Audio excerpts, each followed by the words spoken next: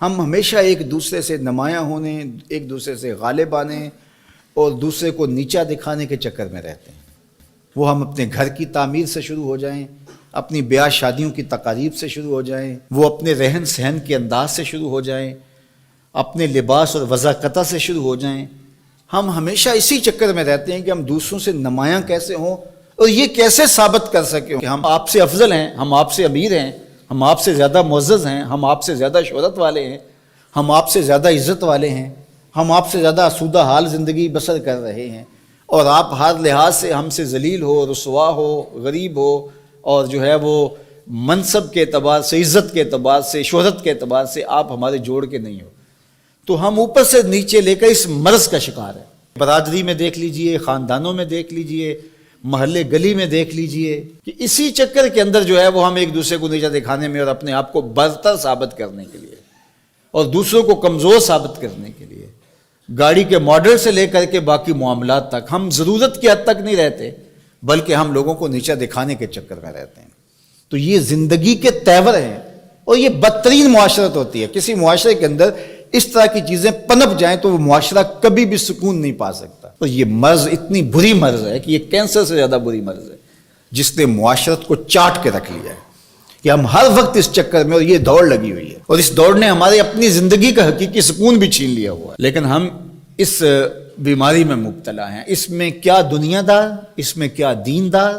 اس میں کیا علماء، اس میں کیا مشائخ، اس میں کیا جو ہے وہ سیاستدان، اس میں کیا جو ہے وہ اعلیٰ مناصب کے اوپر براجمان لوگ، سب لوگ جو ہیں وہ اسی چیز کے اندر مبتلا ہوتے ہیں، اور وہ اپنے سے نیچے کو اور نیچا اور شعوری طور پہ جو ہے وہ اس کی تذلیل کرنا اپنے لیے باعث فخر سمجھتے ہیں۔ تو یہ وہ چیز ہے جو معاشرتوں کو چاٹ جاتی ہے، اور کسی بھی معاشرے کا یہ حسن نہیں ہو سکتا۔ اب میرے اور آپ کے آقا و مولا نے نفی کرتے ہوئے کتنی سخت بات کہی، لا یؤمن احدکم، تم میں کوئی شخص مومن نہیں ہو سکتا۔ کیا ہے شرط ایمان کی؟ حتی یحب لاخیہ ما یحب لنفسہ، جو اپنے لیے پسند کرتا ہے وہ اپنے مومن بھائی کے لیے پسند کرتا ہے۔ اور ہم ذرا دیکھیے کہ ہم کھڑے کہاں ہیں۔ اور کسی زمانے میں ہم سنتے تھے کہ جو صوفیاء ہوتے ہیں وہ ایک دوسرے کو ترجیح دیتے ہیں، اور آج تو ہم اس طبقے کو دیکھتے ہیں تو وہ طبقہ بھی اسی جگہ پہ کھڑا ہے۔ تو آج ہمارے رویے یہ ہے کہ ہم دوسروں کو نیچا دکھانا اور اپنے آپ کا قد، اپنا قد بڑھائیے، ضرور بڑھائیے،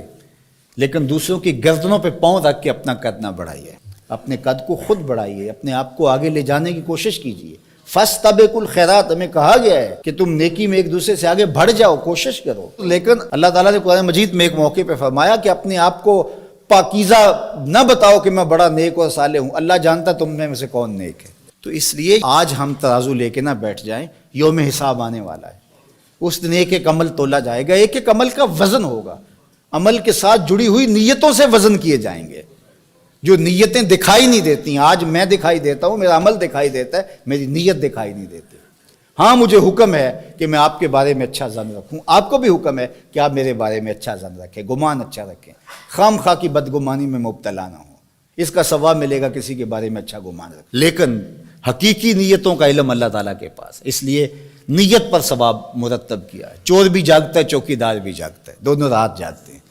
لیکن ایک محمود ہے، ایک نامحمود ہے، ایک کو سزا ملے گی، ایک کو جزا ملے گی۔ جاگ تو دونوں ہی رات رہے ہیں، لیکن فرق ہے دونوں کے جاگنے میں۔ اس لیے اچھی نیات سے فائدہ پہنچتا ہے۔ اگر اللہ نے مجھے وقتی طور پہ یہاں اونچی جگہ پہ بٹھا دیا ہے اور آپ لوگ ادب سے مجھے سن رہے ہیں، تو اس کا یہ مطلب نہیں کہ میں بڑا ہی ہو گیا ہوں۔ یہ اللہ جانتا ہے کون بڑا ہے، پتہ نہیں آپ میں سے کون کہاں کھڑا ہے، مجھے معلوم نہیں ہے، لیکن میرے اللہ کو تو معلوم ہے۔ تو میں بھی کہیں بڑائی میں نہ آ جاؤں، میں ہی تکبر میں نہ آ جاؤں، آپ بھی غرور میں نہ آ جائیں۔ تو اب اس حدیث کو بار بار ہم دیکھ لیں، اور اس کو ضرور، یہ صرف ایک جمعے کا خطبہ نہیں ہوتا،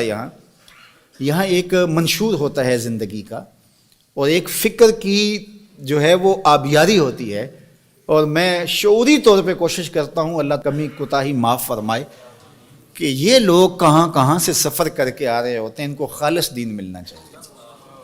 تو اب اس حدیث کو بار بار دیکھ لیجیے، یہ میرے لفظ نہیں ہیں، میری صرف زبان ہے، لفظ انہی کی ہیں۔ وہ کہتے ہیں نا کہ انہی کے مطلب کی کہہ رہا ہوں، زبان میری ہے، بات ان کی ہے، انہی کی محفل سنوارتا ہوں، چراغ میرا ہے، رات ان کی ہے۔ تو میری اس سے زبان بول رہی ہے، لفظ وہی ہیں جو حضور علیہ السلام نے ارشاد فرمائے، لا یؤمن احدکم حتیٰ یحب لأخیہ ما یحب لنفسہ، اتنی دیر تک کوئی شخص کامل مومن نہیں ہو سکتا جب تک وہ اپنے بھائی کے لیے وہی پسند نہ کرے جو اپنے لیے پسند کرتا ہے۔ میرے والد گرامی رحمۃ اللہ تعالیٰ علیہ فرمایا کرتے تھے کہ جس سے دوستی ہو، جس سے محبت ہو، جس سے تعلق بنے، تو اس کے لیے یہ چاہا کرو کہ وہ جنت میں بھی ہمارے ساتھ جائے، اس کی آخرت کی بہتری کے لیے ضرور فکر مند ہو جایا کرو کہ اللہ اس سے میری دوستی ہے، ہم اکٹھے رہتے ہیں، سفر کرتے ہیں، آنا جانا ہے، میرے مالک کہیں ایسا نہ ہو کہ قیامت کے دن میں یا یہ جو ہے وہ آتش دوزخ میں چلے جائیں، اللہ اس طرح ہمیں جنت میں بھی اکٹھے رکھنا۔ تو ایسا نہیں ہے کہ ہم کہیں کہ جنت میں اللہ اس کو نیچے والے درجے پہ رکھنا اور ہمیں اوپر والے درجے پہ رکھنا، یہ خواہش نہیں ہونی چاہیے، بلکہ حضور نے اپنے ساتھ جنت میں ہونے کی لوگوں کو بشارت دی ہے، جبکہ وہ نبیوں کے امام ہیں۔ یتیم کی کفالت کرنے والے کے بارے میں میرے ساتھ اس طرح ہوگا نیڑے جس طرح یہ 2 انگلیاں نیڑے ہیں۔